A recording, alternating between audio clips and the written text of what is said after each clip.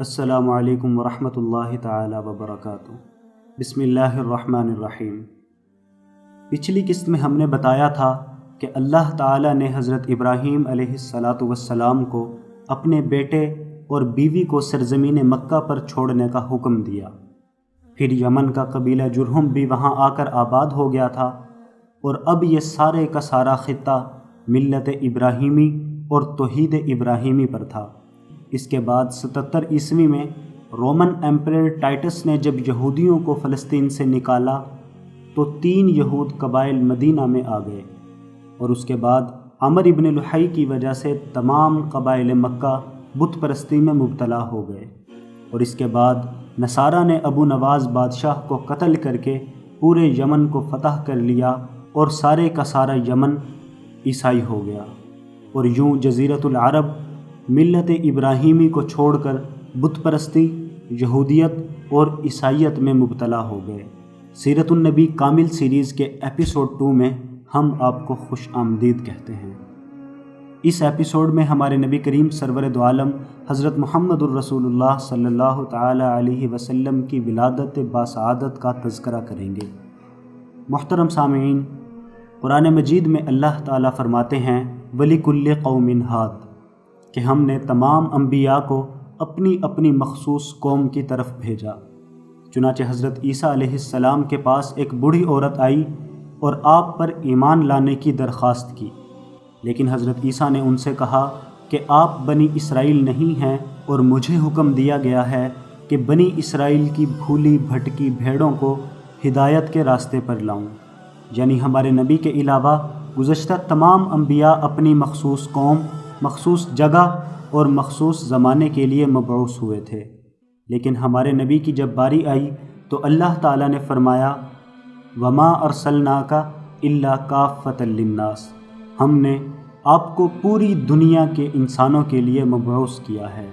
اور قرآن مجید کی ایک آیت ہے تبارک الذی نزل الفرقان علی عبدہ لیکون للعالمین نذیرا، کہ بہت عظمتوں والا ہے وہ رب جس نے قرآن مجید کو اپنے بندے پر نازل کیا تاکہ وہ ساری کی ساری انسانیت کو اس سے آگاہ کرے۔ اللہ کے نبی رسول اللہ صلی اللہ علیہ وسلم کو تمام کائنات کے لیے نبی اور ہادی بنا کر بھیجا گیا تھا۔ اب اس کا تقاضا تو یہ تھا کہ اس وقت کی مضبوط سلطنتیں یعنی رومن امپائر اور پرشین امپائر کے شہزادوں میں ہمارے نبی پیدا ہوتے، جہاں کی تعلیم، تمدن اور ثقافت معروف تھی، لیکن اللہ نے آپ کو سرزمین مکہ میں پیدا کیا جہاں نہ کسی کی سلطنت تھی اور نہ ہی کسی کا راج چلتا تھا۔ قبائلی علاقے تھے، ہر قبیلے کے اپنے اصول و ضوابط ہوتے تھے۔ اس سرزمین مکہ میں اس لیے پیدا فرمایا کہ آپ کی دعوت و تبلیغ کی اشاعت میں کوئی سلطنت یا بادشاہ رکاوٹ نہ ڈالے، اور اللہ تعالیٰ نے ہمارے نبی کو مبعوث کرنے کے لیے 4000 سال تک بیج بویا۔ بحیثیت ملک سعودی عرب دنیا کا واحد ملک ہے جس میں دریا نہیں ہے، اور اس کے بعد تمام جزیرۃ العرب، دبئی، بحرین، عمان، فلسطین، عراق، مصر، شام اور یمن، یہ تمام کے تمام صحرا اور ویران ترین جزیرہ تھا۔ حالانکہ جزیرۃ العرب کے 3 اطراف میں سمندر ہے، خلیج عقبہ، بحیرہ عرب اور بحیرہ احمر۔ جس جزیرے کے 3 طرف سمندر ہوں وہ جزیرہ بارش سے کبھی خشک نہیں ہو سکتا، لیکن جزیرۃ العرب واحد جزیرہ ہے جہاں سال ہا سال بارش کا قطرہ بھی نہیں گرتا تھا۔ اللہ نے اس خطے کو ہمارے نبی کے لیے کیوں چنا؟ کیونکہ اس کی ویرانی اور غربت کو دیکھ کر نہ تو کوئی بادشاہ اس کو فتح کرنے کی سوچتا تھا، اور نہ ہی متمدن آبادیوں کے لوگ یہاں آ کر بستے تھے، لہٰذا وہ چند قبائل جو حضرت ابراہیم کے دور میں یہاں آ کر بسے تھے، اللہ نے ان کو تنے تنہا رکھا تاکہ ان کی عادات، ان کی صفات، ان کی زبان اور ان کی ثقافت کسی دوسرے کے ساتھ مکس نہ ہو، اور یہ پروسیس 4000 سال تک چلا، یعنی حضرت ابراہیم سے لے کر حضرت محمد الرسول اللہ صلی اللہ تعالیٰ علیہ وسلم تک۔ اس کے بعد ہمارے نبی کریم کو اللہ نے دھرتی پر اتارا۔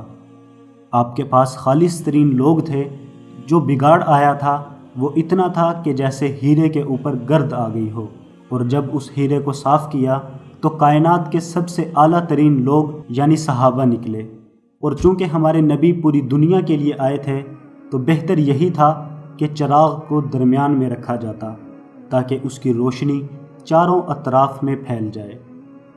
اور ہم سب جانتے ہیں کہ کعبۃ اللہ دنیا کا سینٹرل پوائنٹ ہے، اس لیے اللہ نے ہمارے نبی کو یہاں بھیجا تاکہ مشرق مغرب شمال و جنوب میں آپ کا چرچا اور نور پھیل جائے۔ اس کے بعد ہمارے نبی کو یتیم بھیجا، پھر 6 سال کی عمر میں والدہ کا سایہ چلا گیا اور 8 سال کی عمر میں دادا کا انتقال ہو گیا۔ 8 سال کی عمر میں آپ نے فقر کی وجہ سے لوگوں کی بکریاں چرائیں۔ اس غربت زدہ زندگی میں اللہ کی مصلحت یہ تھی کہ کہیں آپ کے دل میں دنیا کی حرص نہ پیدا ہو اور آپ دنیا داروں کی طرح دھوکے باز اور لالچی نہ بن جائیں۔ ان 4000 سالوں میں اللہ کی مصلحت مکمل طور پر ساتھ چلتی رہی، اور اس کے بعد 12 ربیع الاول کو وہ سورج طلوع ہوا جس کا اویزاں رہتی دنیا تک رہے گا اور جس کا نور مشرق مغرب شمال و جنوب میں پھیل رہا ہے اور پھیلے گا۔ اب حضرت عبد المطلب کے 11 بیٹے تھے۔ سب سے چھوٹے بیٹے کا نام عبداللہ تھا۔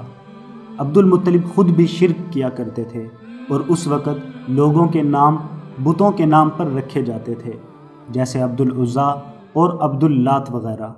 لیکن اللہ کی شان دیکھیں کہ عبد المطلب نے اپنے سب سے چھوٹے بیٹے کا نام عبداللہ رکھا، یعنی اللہ کا بندہ، جن کے نام میں کسی بھی شرک کی گنجائش نہیں ہے۔ اور پھر یہی حضرت عبداللہ نبی اقدس صلی اللہ تعالی علیہ وسلم کے والد ماجد بنے۔ حضرت عبداللہ کا نکاح مدینہ کے قبیلہ بنی زہرہ میں حضرت آمنہ کے ساتھ ہوا۔ یہ قبیلہ اپنی شرافت میں بہت ممتاز حیثیت رکھتا تھا۔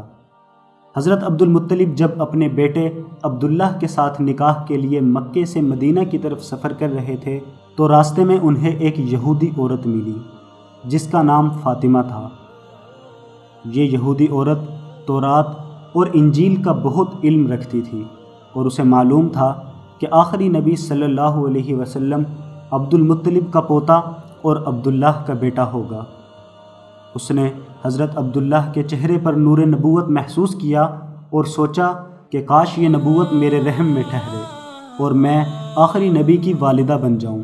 لہٰذا اس نے حضرت عبداللہ کو زنا کی پیشکش کی اور اس بدفعلی پر رضامندی کے طور پر 100 اونٹ بھی ہدیہ پیش کرنے کو کہا۔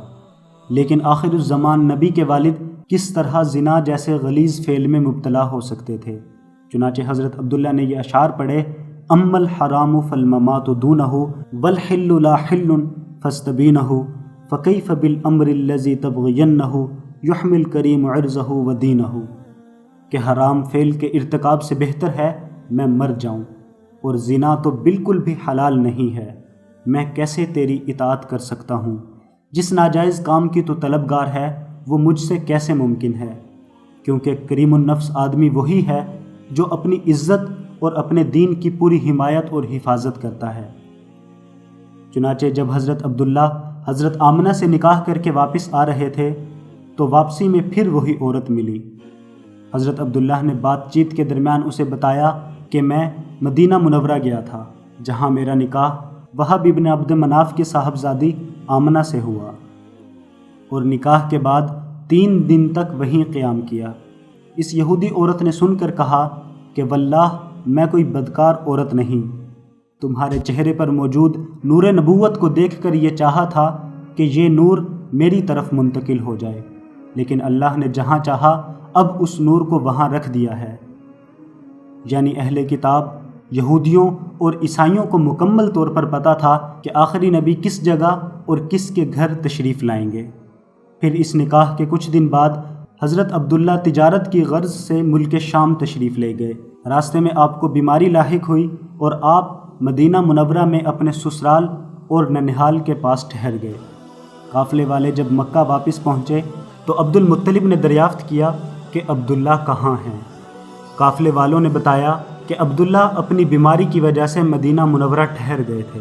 حضرت عبد المطلب نے اپنے بڑے بیٹے حارث کو فوراً مدینہ منورہ بھیجا۔ مدینہ پہنچ کر معلوم ہوا کہ حضرت عبداللہ کا انتقال ہو چکا ہے۔ حضرت عبداللہ 1 ماہ بیمار رہے اور انتقال کے بعد مدینہ منورہ ہی میں نابغہ کے مکان میں مدفون ہوئے۔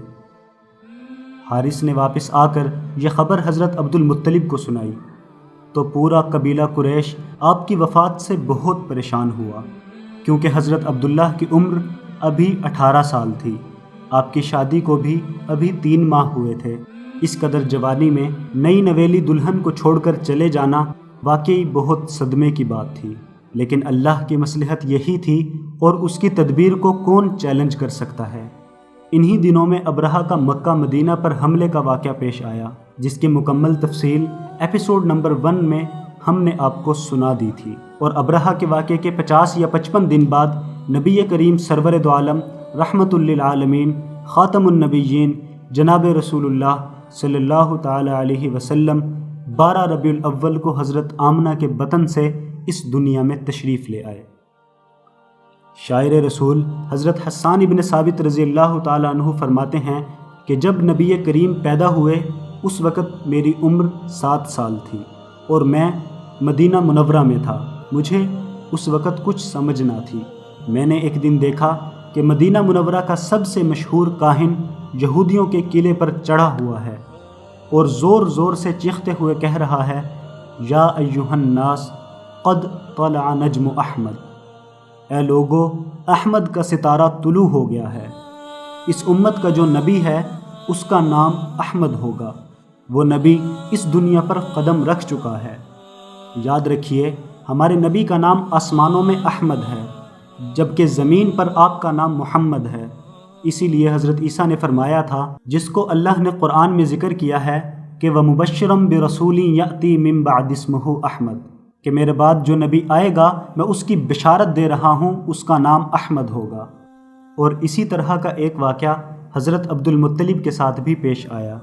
وہ فرماتے ہیں کہ مکہ کی پہاڑیوں میں ایک کاہن رہتا تھا جو ہر وقت اپنے جنوں کو خوش کرتا تھا اور بہت کم آبادی میں آتا تھا، ورنہ اس کا مسکن مکہ کی پہاڑیاں اور غاریں تھیں۔ حضرت عبد المطلب فرماتے ہیں میں نے دیکھا کہ اس کے بال بکھرے ہوئے ہیں اور وہ پریشان حال مکہ مکرمہ کی گلیوں میں دیوانوں کی طرح بھاگ رہا ہے اور لوگوں سے پوچھ رہا ہے کہ هل ولد المولود هذه اللیلہ، اے اہل مکہ کیا آج رات کوئی بچہ مکہ میں پیدا ہوا ہے؟ تو ایک آدمی نے اسے بتایا کہ آج عبداللہ ابن عبد المطلب کے گھر میں بچہ پیدا ہوا ہے۔ تو کہنے لگا دلونی علی اہل بیتہ، مجھے اس شخص کا گھر دکھاؤ، وہ کہاں ہے؟ چنانچہ وہ عبد المطلب کے پاس آیا اور کہنے لگا عبد المطلب تمہارے گھر جو بچہ پیدا ہوا ہے، از راہ کرم ایک نظر اس بچے پر ڈالنے دو۔ حضرت عبد المطلب نے فرمایا کہ یہ میرا بیٹا نہیں ہے بلکہ میرا پوتا ہے، اور میرے بیٹے عبداللہ کے گھر میں پیدا ہوا ہے، اور عبداللہ میرا بیٹا فوت ہو چکا ہے۔ تو عبد المطلب ہمارے نبی کو لے کر آئے، جو ہی اس کاہن کی آپ پر نظر پڑی وہ فوراً بے ہوش ہو کے گر گیا، اور جب ہوش آیا تو کہنے لگا ولد النبی هذه الامہ وانتقلت الرسالۃ من ولد اسرائیل، کہ لوگوں اس امت کا نبی پیدا ہو چکا ہے اور بنی اسرائیل سے آج نبوت چلی گئی ہے۔ یہ کہتے ہوئے دیوانوں کی طرح دوبارہ پہاڑوں کی طرف بھاگ گیا۔ یعنی اس دنیا میں کاہنوں، راہبوں اور پادریوں میں ہلچل مچ گئی تھی کہ نبی آخر الزمان اس دھرتی پر قدم رکھ چکے ہیں۔ آپ جب پیدا ہوئے تو دوسرے بچوں کی طرح آپ کے بدن پر غلاظت نہیں تھی، اور نہ ہی آپ کا ناف والدہ کے ساتھ منسلک تھا بلکہ بالکل الگ تھا، اور اسی طرح آپ کا ختنہ بھی پہلے سے ہی ہوا تھا۔ یہ ہمارے نبی کی پیدائش کے معجزات تھے جنہوں نے لوگوں کو حیران کر دیا تھا، اور پڑھے لکھے لوگ سمجھ گئے تھے کہ آپ ہی آخری نبی ہیں، اور آپ ہی وہ نبی ہیں جن کی حضرت عیسیٰ علیہ السلام بشارت دے کر گئے تھے۔ آپ کی والدہ حضرت آمنہ فرماتی ہیں کہ جب نبی علیہ السلام کی پیدائش ہوئی تو اچانک ایک نور طلوع ہوا، اور اضاءت منہا قصور الشام، اور اس نور سے ملک شام کے محلات نظر آنے لگے، اور بعینی ہی اسی دن پرشین امپائر میں موجود مجوسیوں کے آتش کدے کی سینکڑوں سال سے جلائی گئی آگ اچانک بجھ گئی۔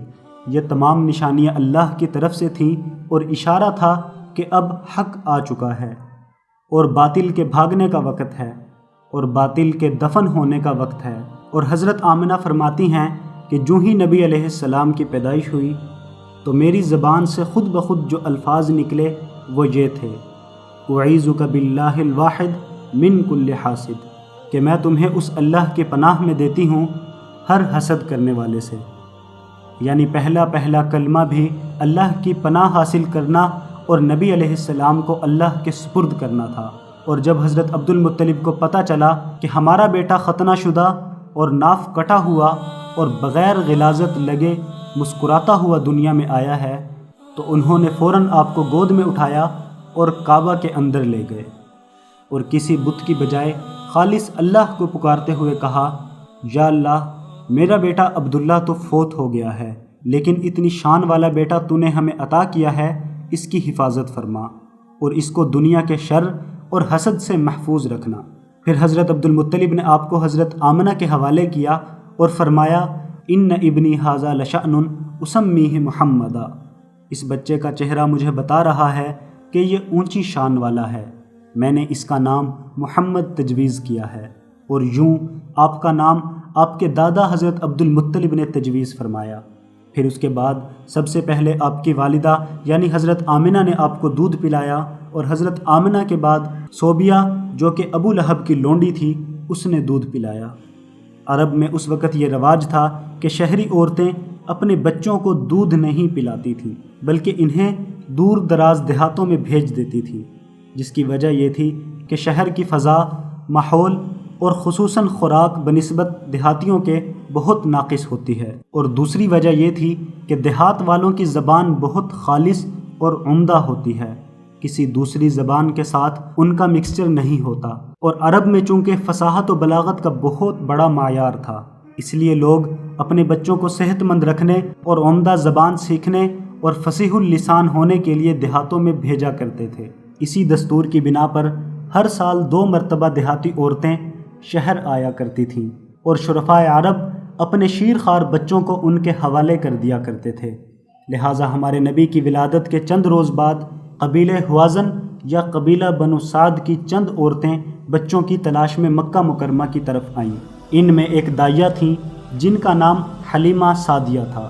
حلیمہ سعدیہ فرماتی ہیں کہ میں اپنے قبیلے کی عورتوں کے ساتھ شیرخوار بچوں کی تلاش میں مکہ آئی، میرے ساتھ میرا شوہر اور ایک میرا شیرخوار بچہ بھی تھا، سواری کے لیے ایک لاغر اور دبلی پتلی گدھی اور ایک اونٹنی تھی۔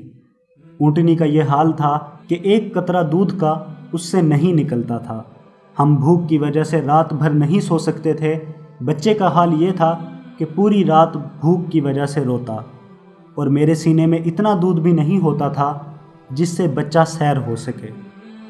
قبیلے والی ساری عورتیں ہمارے نبی کے گھر گئیں، لیکن جب انہیں یہ معلوم ہوتا کہ آپ یتیم ہیں تو فوراً انکار کر دیتی تھیں کہ جس بچے کا باپ ہی نہیں ہے وہ بھلا ہمیں کیا معاوضہ دے سکتا ہے۔ مگر یہ کسی کو معلوم نہیں تھا کہ یہ یتیم نہیں بلکہ یتیموں کی کفالت کرنے والا آخری نبی ہے، جس کے ہاتھ میں کیسر و کسریٰ کے خزانے کی کنجیاں رکھی جانے والی ہیں۔ سب عورتوں نے شیرخوار بچے لے لیے، صرف حلیمہ رہ گئی۔ جب روانگی کا وقت آیا تو خالی ہاتھ جانا حلیمہ کو ناگوار گزر رہا تھا۔ انہوں نے اپنے شوہر سے جا کے کہا، واللہ لأذهبن إلى ذلك اليتیم فلآخذنه قال لا علیک عسى اللہ ان یجعل لنا فیہ برکہ، کہ خدا کی قسم میں ضرور اس یتیم بچے کے پاس جاؤں گی اور ضرور اس کو لے کر آؤں گی۔